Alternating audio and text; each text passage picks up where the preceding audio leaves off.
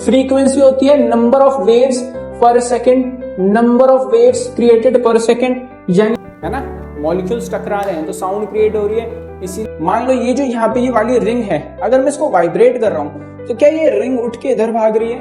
क्या शक्तिमान की जो रेस थी एक पर्टिकुलर डायरेक्शन में जाती थी ना वो।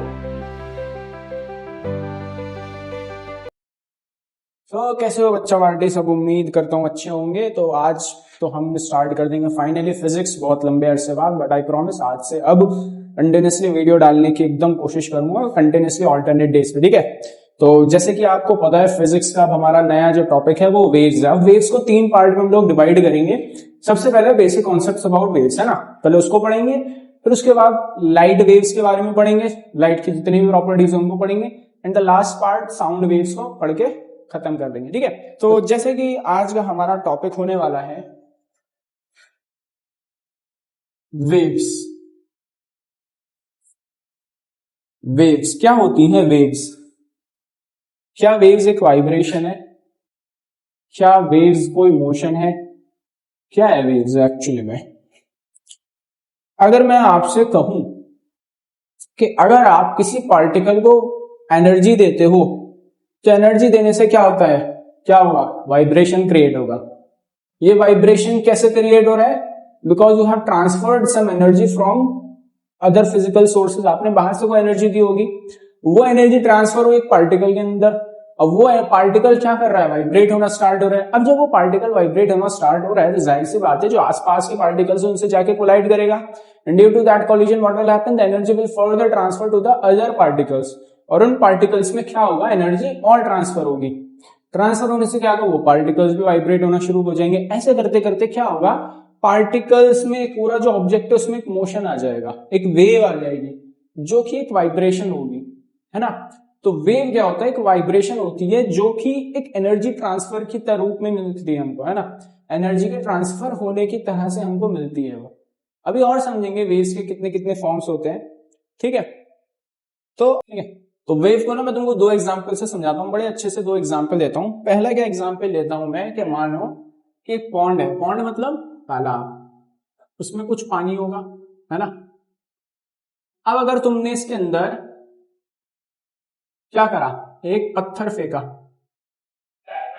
क्या करा? एक पत्थर फेंका, तो क्या देखते हो आप? चारों तरफ कुछ ऐसे करके वेव्स बन जाती है ना, बनती है ना। और वो क्या करती हैं? ऐसे स्प्रेड करती हैं। ऐसे क्या करती हैं? स्प्रेड करती हैं ऐसे। तो मुझे बताओ, क्या वो जो वेव्स हैं, क्या वो जो वाटर के पार्टिकल जिसको मैंने यहां पत्थर मारा था और जो यहां पे था उस वक्त पे, उसके ऊपर एक वेव बनी, क्या वो पार्टिकल यहां से यहां ट्रांसफर हो गया? आज समझ में नहीं आई? देखो ऐसे समझो, ये अपना सब लोगों ने बचपन में खेला है इसको, पता नहीं क्या कहते हैं इसको। तो ये अगर मैं इसको ऐसे वाइब्रेट करता हूं तो क्या मुझे बताओ, ये जो मेरा पार्टिकल है जो वाइब्रेट हो रहा है, देखो इस तरह से वाइब्रेट हो रहा है। अब ये जो पार्टिकल, अगर मैं यहां एक पार्टिकल बांध दूं, कोई पार्टिकल है क्या बांधने के लिए? कोई पार्टिकल बंधेगा क्या? ये भी नहीं बंधेगा। मान लो ऐसे देख लो, मान लो ये जो यहाँ पे ये वाली रिंग है, अगर मैं इसको वाइब्रेट कर रहा हूं तो क्या ये रिंग उठ के इधर भाग रही है? क्या ये रिंग इधर जा रही है? नहीं जा रही है ना। लेकिन क्या हो रहा है? एक एनर्जी का फ्लो मिल रहा है तुमको, एक एनर्जी का क्या मिल रहा है? वाइब्रेशन मिल रहा है। तो इस वाइब्रेशन में क्या देख रहे हो कि पार्टिकल, अगर मैं इस वेव को देखूं, इससे जो वेव बन रही है, ये पार्टिकल वाइब्रेट तो हो रहे हैं बट टू एंड फ्रो अपने एरिया में एक्सिस में, अपने एरिया एक्सिस में क्या कर रहे हैं? वाइब्रेट कर रहे हैं। आगे ना जा रहे हैं ना पीछे आ रहे हैं। अरे भाई ये कहीं पे रिंग है ना, इसको वाइब्रेट कर रहा हूं, इसकी कोई रिंग ना इधर जा रही है ना इधर जा रही है, बस ऐसे ऐसे ही तो हो रही है, ऐसे ऐसे ही हो रही है ना। तो इसी तरह से जब अगर यहां पे पॉन्ड में मैंने पत्थर मारा तो जो यहाँ पार्टिकल था, वाटर का मॉलिक्यूल था, बस उसने ऐसे ऊपर नीचे ही तो आके फ्लो करा, ऐसे ऊपर नीचे ही तो लहर बन गई इसकी। यहां वो पार्टिकल था, पहले वो ऊपर गया, फिर क्या हुआ? नीचे आ गया। इधर नहीं गया, वो आगे नहीं गया। आगे क्या करा? उसने एनर्जी का ट्रांसफर कर दिया। आगे क्या करा? एनर्जी का ट्रांसफर कर दिया। जब वो कोलाइड हुआ, जब वो वाइब्रेट हुआ, तो वाइब्रेशन की वजह से जो आगे फर्दर पार्टिकल्स उससे टच थे, उन पार्टिकल्स में एनर्जी ट्रांसफर करी। वो पार्टिकल क्या हुआ? फिर वो इधर जाके वाइब्रेट होने लगे ऊपर नीचे। इस तरह से क्या हुआ, हमने क्या देखा कि पार्टिकल्स वाइब्रेट हो रहे हैं बट उनका जो मास है वो ट्रांसफर नहीं हो रहा, यानी कि वो उठ के खुद कहीं नहीं जा रहे बट ऊपर नीचे से ट्रांसफर हो रहे हैं। ऐसे डिस्टर्बेंस को, ऐसे वाइब्रेशन को वेव बोलते हैं, कि जिसमें वेव क्या होती है, जिसमें आपका पार्टिकल वाइब्रेट होता है along a particular axis but वो पार्टिकल ट्रेवल करके उधर नहीं जा रहा, इसको बोलते हैं वेव। समझ में आया? Particle is not transferring from one point to another, but the vibration, the energy which has been created by the particle is getting transferred from one particle to the another. समझ में आई बात? I hope समझ में आएगा, लिखोगे तो और अच्छे से आ जाएगी। तो नोट बना दो इसका, wave is a disturbance or vibration that transfers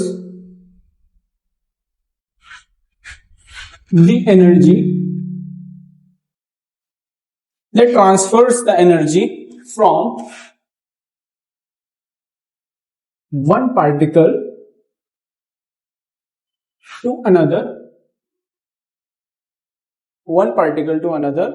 without transferring the mass, या मैटर कर लो, है ना, विदाउट ट्रांसफरिंग द मैटर।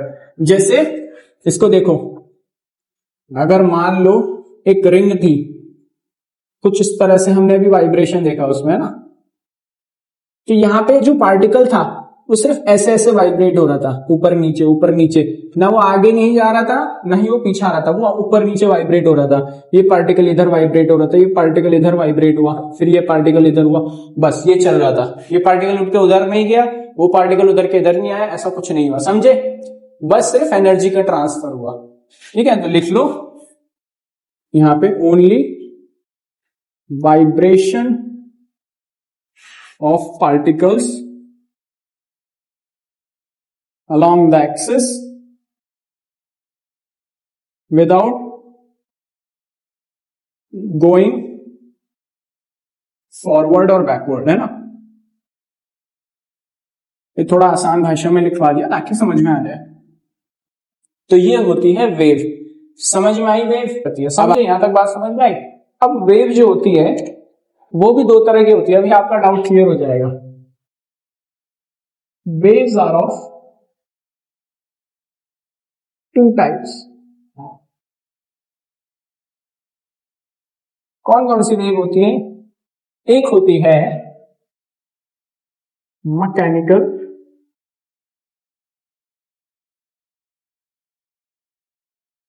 एक होती है मैकेनिकल वेव।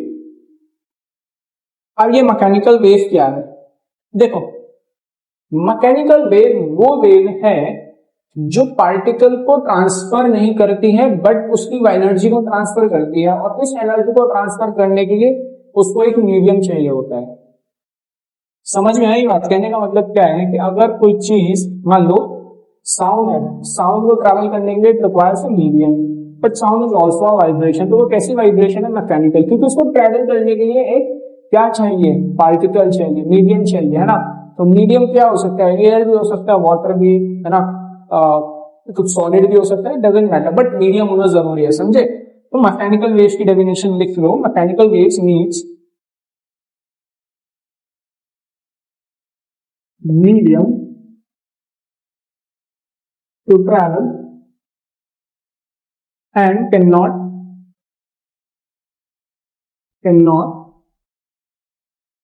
ट्रांसफर्स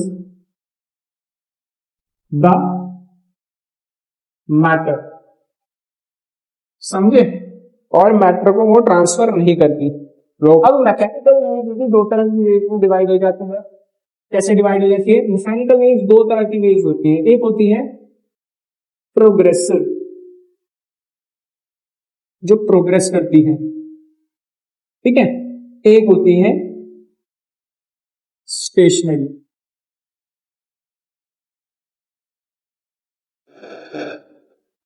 अब अगर मैं बात करूं तो stationary waves is not in your syllabus, ये आपके सिलेबस में नहीं है, तो we are not gonna study stationary waves, है ना।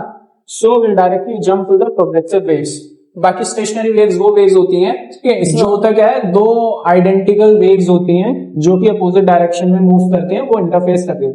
तो सिलेबस में नहीं है तो मैं ज्यादा जा भी नहीं रहा हूं, है ना, but for your general knowledge इसका एग्जाम्पल स्ट्रिंग्स के जितने भी इंस्ट्रूमेंट है वो सब होते हैं। Coming to the progressive wave.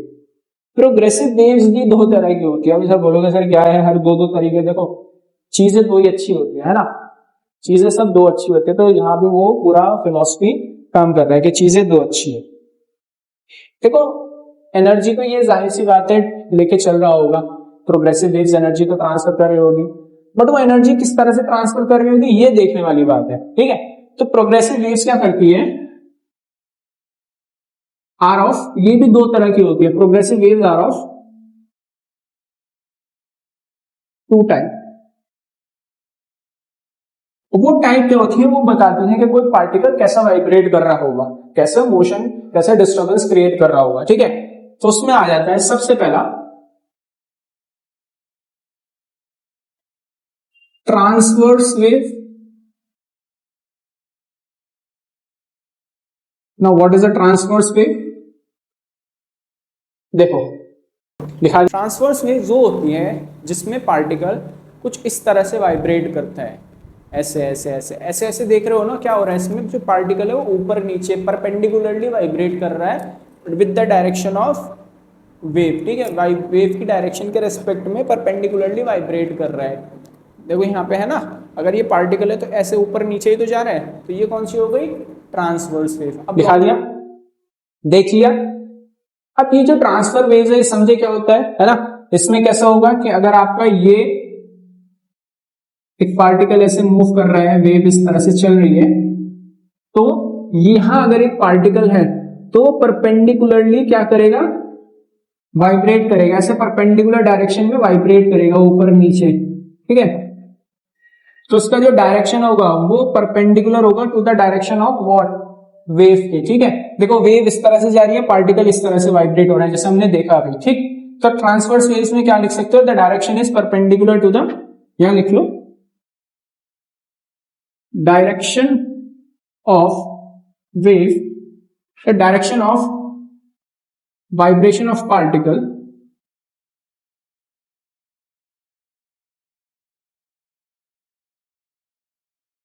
is perpendicular to direction of wave। Wave इस तरफ जा रही है, पार्टिकल ऐसे ऐसे वाइब्रेट हो रहा है, तो 90 डिग्री का एंगल बन रहा है ना, क्या है, परपेंडिकुलर। परपेंडिकुलर मींस 90 डिग्री, समझे। इसे मैं परपेंडिकुलर ऐसे रिप्रेजेंट करता हूं, उल्टा टी, ओके। उसी के अंदर दूसरी वेव आ जाती है, प्रोग्रेसिव के अंदर दूसरी वेव आ जाती है, that is longitudinal wave. Colour change कर देता हूं इसका ताकि अलग दिखे। Next wave is longitudinal waves.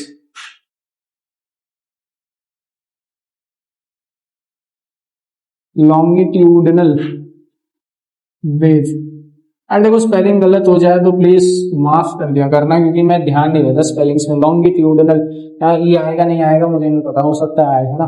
तो लॉन्गिट्यूडिनल वेव क्या होती है, इसमें ऐसा होता है कि पार्टिकल जो होता है ना वो पैरेलली वाइब्रेट करता है। देखो इधर देख लो वीडियो में। अब लॉन्गिट्यूडिनल में क्या होता है, लॉन्गिट्यूडिनल में होता है कि पार्टिकल्स इस तरह से टकराते हैं, इस तरह से वाइब्रेट करते हैं। अब जब कोई चीज़ इस तरह से टकराएगी, इस तरह से वाइब्रेट करेगी, जैसे फॉर एग्जांपल मेरे हाथ है, भी ऐसे टकराऊंगा तो क्या करूंगा, साउंड क्रिएट हो रही है ना, मॉलिक्यूल्स टकरा रहे हैं तो साउंड क्रिएट हो रही है, इसीलिए साउंड वेव जो होती है वो लॉन्गिट्यूडिनल वेव होती है, ठीक है। उसमें वाइब्रेशन क्रिएट होता है और जिसकी वजह से साउंड निकलता है, आवाज आती है, समझे। तो ट्रांसवर्स वेव्स ऊपर नीचे होती है, लॉन्गिट्यूडिनल ऐसे ऐसे, ठीक है, समझ में आया। चलो देख लिया। अभी इसमें कैसे वाइब्रेट होता है पार्टिकल, ऐसे ऐसे parallel to the direction of wave. कैसे होगा, parallel to the direction of wave. यहां लिखवा देता हूं, the direction of vibration is parallel. Parallel समझ में आ जाए ना, दो ऐसे लाइंस बना दी मतलब पैरेलल, ठीक है, parallel to the direction of wave. Example हो गया साउंड। साउंड वेव कैसे ट्रांसफर करती है, ट्रेवल करती है, ऐसे ऐसे ऐसे ऐसे, ठीक है। समझ में आई बात? ओके, तो इसका डायग्राम दिखाओ। अरे डायग्राम यार इसका बड़ा पेचीदा सा है, बनेगा नहीं। कुछ इस तरह से ऐसे ऐसे चलती हैं, ठीक। तो इस तरह से लॉन्गिट्यूडनल वेव्स वर्क करती हैं। बात समझ में आई? चलो अच्छा, इसी के अंदर जो नेक्स्ट वेव होती है, नेक्स्ट टाइप ऑफ वेव जो होती है वो होती है इलेक्ट्रोमैग्नेटिक वेव। कौन सी होती है? Electromagnetic wave. इलेक्ट्रोमैग्नेटिक वेव जो है वो अभी हम लोग नहीं पढ़ेंगे, ठीक है, अभी नहीं पढ़ेंगे हम लोग। उसका एग्जांपल ये है कि जितनी भी आपकी लाइट एनर्जी होती है, लाइट होती है, वो इलेक्ट्रोमैग्नेटिक है। इलेक्ट्रिसिटी प्लस मैग्नेटिक वेव को मिला के जो वेव बनती है that is called electromagnetic wave and that can be polarised also. Polarisation का ये सब क्या फिलहाल तुम्हारे लिए नहीं, आगे देखेंगे उससे, ठीक। अब आ जाते हैं थोड़े इंपॉर्टेंट टर्मिनोलॉजी पे ऑफ वेव्स। वेव्स में क्या क्या चीजें होती हैं, कैसे उसको पढ़ते हैं, क्या क्या उसमें डायग्राम कैसे बनता है ना, तो वेव्स को कैसे रिप्रेजेंट करते हैं वो हम अभी पढ़ेंगे, कि बहुत इंपॉर्टेंट चीज है, समझे। यहां लिख लो रिप्रेजेंटेशन या कैरेक्टरिस्टिक्स ऑफ वेव, ऐसे करके डाल लो, कैरेक्टरिस्टिक्स ऑफ वेव्स। अब कैरेक्टरिस्टिक्स ऑफ वेव्स, वेव्स के बारे में पढ़ने के लिए हम जो ग्राफ यूज करते हैं, हम एक ग्राफ यूज करते हैं, उसका नाम है डिस्टेंस या डिस्प्लेसमेंट डिस्टेंस ग्राफ, ठीक है। ये हम लोग ग्राफ प्लॉट करते हैं, उसमें वेव्स को अच्छे से समझते हैं, ठीक है। अब यहां जो मैं ग्राफ बना हुआ, वो ग्राफ एक्चुअली में क्या बताता है? वो बताता है कि कैसे एक जो पार्टिकल है, ठीक है, वो वाइब्रेट करता है अपनी रेस्ट पोजीशन से, ठीक है। कैसे एक पार्टिकल रेस्ट पोजीशन से वाइब्रेट करता है, किस तरह से वाइब्रेट करता है, समझे। तो इस ग्राफ की हेल्प से हम वो समझेंगे। पहले ग्राफ बनाता हूं, ठीक। सबसे पहले जो हम लेंगे वो लेंगे वाई एक्सिस, ठीक। ये हमारा है वाई एक्सिस, और वाई एक्सिस पे क्या आएगा? डिस्प्लेसमेंट, ठीक। लिख लो यहां डिस्प्लेसमेंट, छोटा सा है, दिख रहा होगा। तो एक्स एक्सिस पे क्या आ जाएगा? और बड़ा ले लिखता हूं, एक्स एक्सिस पे क्या आएगा? बताओ भाई, बताओ ना यार, डिस्टेंस ही तो आएगा। बोल भी नहीं रहे हो यार, गलत बात। डिस्टेंस आ जाएगा एक्स एक्सिस, ठीक है। अब एक वेव कैसे दिखती है वो थोड़ा बताता हूं। देखो, एक वेव जो होती है ना, वो कुछ इस तरह से चलती है, समझे। तो बहुत बड़ा बन गया, अभी मुझे और भी चीजें इसमें एक्सप्लेन करनी है तो छोटा कर देता है। वेव कुछ इस तरह से दिखती है और इस तरह से चलती है, ऊपर गया, नीचे गया, फिर ऊपर गया, फिर नीचे गया, ठीक है। ये समझ में आई बात कि वेव्स किस तरह से दिखती है। अब आते हैं एक एक करके टर्मिनोलॉजी को समझते हैं, समझे। सबसे पहली चीज, ये जो तुम ऊपर वाला कर्व देख रहे हो, ये जो तुम कर्व देख रहे हो, इस कर्व को बोलते हैं क्रस्ट। क्या बोलते हैं? क्रस्ट, लिख लो,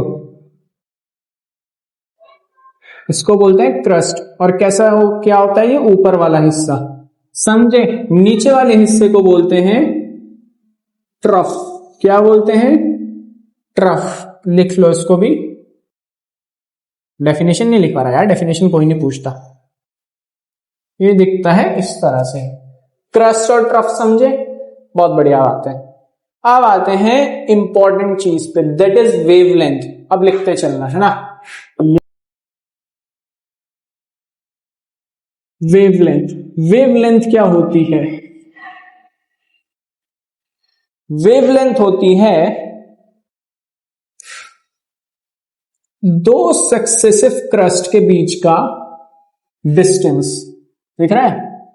ये जो आप देख रहे हो इसको बोलते हैं वेव लेंथ। ये क्या है? दो सक्सेसिव क्रस्ट के बीच का डिस्टेंस। देखो, पहली क्रस्ट यहां पे, दूसरी क्रस्ट यहां पे, है ना। तो इनके बीच का डिस्टेंस क्या है? आपका वेवलेंथ। बात समझ में आई? समझ में आई। और इसको रिप्रेजेंट करते हैं हम लोग लैम्डा से। किससे? लैम्डा से, ठीक। इसको लैम्डा बोलते हैं इस वाले साइन को, तो लिख लो wavelength is the distance between two successive crest. समझे? Two successive crest. यहां तक बात समझ में आई? नेक्स्ट पॉइंट, नेक्स्ट चीज जो है वो है फ्रीक्वेंसी। क्या है? फ्रीक्वेंसी। फ्रीक्वेंसी क्या होता है? फ्रीक्वेंसी बताता है कि एक सेकंड के अंदर कितनी वेव्स बन रही हैं, कितनी वेव्स बन रही है। जैसे अगर मैं बोल दूं कि यहां पे वन कंप्लीट वेव जो है ना एक सेकंड में बन रही है, देखो वन कंप्लीट वेव कहां पे होगी? यहां से, जहां से क्रस्ट स्टार्ट हुआ और जहां खत्म हुआ, क्रस्ट स्टार्ट हुआ, ट्रफ पूरा कंप्लीट हुआ, और यहां से दूसरा क्रस्ट स्टार्ट हुआ, जहां से पहला क्रस्ट स्टार्ट हुआ वहां से लेके दूसरा क्रस्ट जहां स्टार्ट हुआ, उतने पॉइंट को, उतने डिस्टेंस को बोलते हैं वन कंप्लीट वेव। ठीक है, इसको बोलते हैं वन कंप्लीट वेव, जहां पूरा एक क्रस्ट बन जाए और एक ट्रफ बन जाए। समझे? इसको बोलते हैं वन कंप्लीट वेव। मान लो ये एक वेव जो है ना एक सेकंड में बन रही है, तो फ्रीक्वेंसी कितनी हो जाएगी? 1। ठीक है, तो लिख लो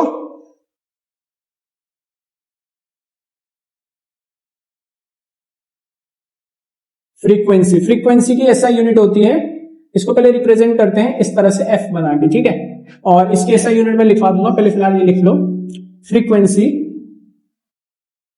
is the number of waves created in 1 second. ठीक है, ऐसा यूनिट होती है इसकी हर्ट्ज। क्या होती है? हर्ट्ज। ऐसे रिप्रेजेंट करते हैं इसको। ठीक है, एग्जैक्ट। बात समझ में आई? इसको बोलते हैं फ्रीक्वेंसी। वन कंप्लीट वेव भी समझ में आएगी। ठीक है, नेक्स्ट जो चीज है वो है एम्पलीट्यूड। एम्पलीट्यूड क्या होता है? एम्पलीट्यूड क्या होता है? या तो एक क्रस्ट का साइज या एक ट्रफ का साइज। ठीक है, बेस से, उसके बेस से, यहां से ये बेस है ना इसका, यहां से अगर मैं साइज देख लूं इनका, कितनी ऊपर गई, कितना डिस्प्लेसमेंट है, ये डिस्प्लेसमेंट ही तो है ना, कितना साइज है, ये जो पूरा साइज तुम देख रहे हो ये हो जाता है एम्पलीट्यूड। समझे? This is amplitude. तो इसकी भी डेफिनेशन लिख लो।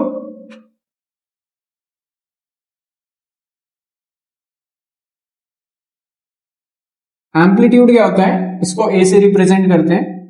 Amplitude is the height of crust और डेप्थ ऑफ ट्रफ। ठीक है, या तो क्रस्ट की हाइट या ट्रफ की डेप्थ, ये क्या हो जाता है? एम्पलीट्यूड हो जाता है। ये भी समझ में आया होगा? समझ में आ गया? उसके अलावा होता है फेज। फेज देखो यहां पे दिखता है हमको, किसका फेज क्या है। जैसे ये अगर एक फेज है ए और ये एक फेज है बी। ठीक है, इस पॉइंट को फेज बोलते हैं। किस पॉइंट को? जहां से क्रस्ट का एंड हो जाए और दूसरे ट्रफ का स्टार्टिंग हो जाए, उसको फेज बोलते हैं। ठीक है, जैसे यहां पे अगर देखो, यहां भी एक फेज बन रहा है सी, है ना, तो कौन सा फेज चल रहा है इसका? तो यहां पे अगर आप देखो ए और सी का सेम फेज चल रहा है, यहां से भी ट्रफ स्टार्ट, यहां से भी ट्रफ स्टार्ट। ठीक है, तो इसको बोलते हैं फेज। इंपॉर्टेंट ये 3 चीजें। ठीक है, इसी में बहुत इंपॉर्टेंट चीज आ जाती है।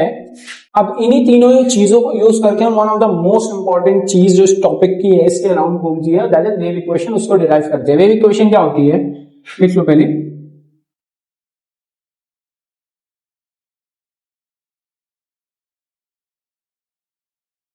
वेव इक्वेशन क्या बताती है कि मान लो एक वेव है ना, एक वेव है जिसकी वेवलेंथ है 2 मीटर्स, है ना। कोई एक वेव है जिसकी वेवलेंथ है 2 मीटर्स। समझे? अब ये जो लैम्डा 2 मीटर है, ठीक है, ये जो लैम्डा आपका वेवलेंथ 2 मीटर है, ये बन रही है 1 सेकंड के अंदर। किसमें? 1 सेकंड के अंदर एक वेवलेंथ यानी कि 2 मीटर्स चल रहा है ये।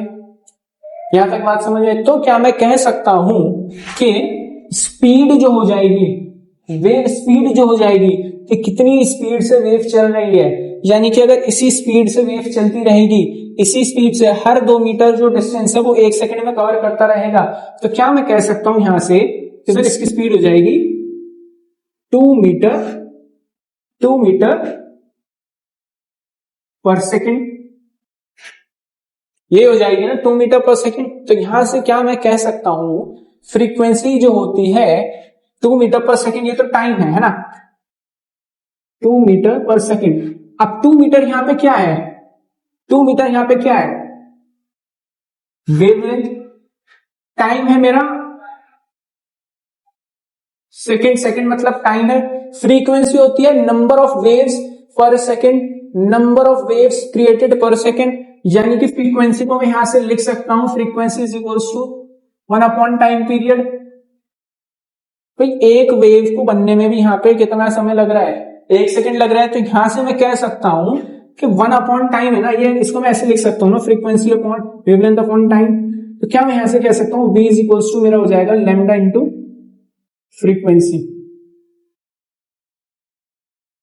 सही बोला मैंने, नहीं बोला? सही बोला ऑफ कोर्स। भाई मुझे पता चल रहा है v जो है मेरा v है मेरा वेव स्पीड, ठीक है। और ये मेरी वेव इक्वेशन है, वो क्या बता रही है कि वेव स्पीड किसी भी वेव की होती है, उसकी वेवलेंथ को मल्टीप्लाई करा दो फ्रीक्वेंसी से, ठीक है।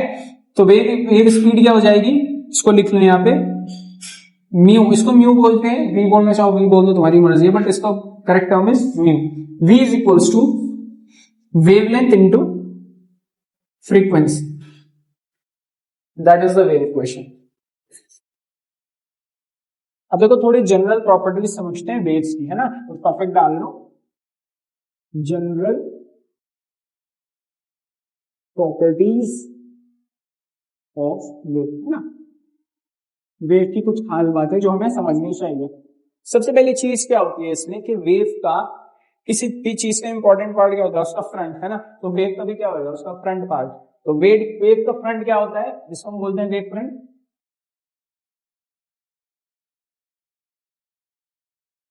वेव फ्रंट कैसे होता है, मैं इसको ना डायग्राम के रूप से समझाता हूँ। फॉर एग्जाम्पल मान लो तुमने क्या करा, एक पॉन्ड में ना दोबारा से पत्थर मारा, है ना।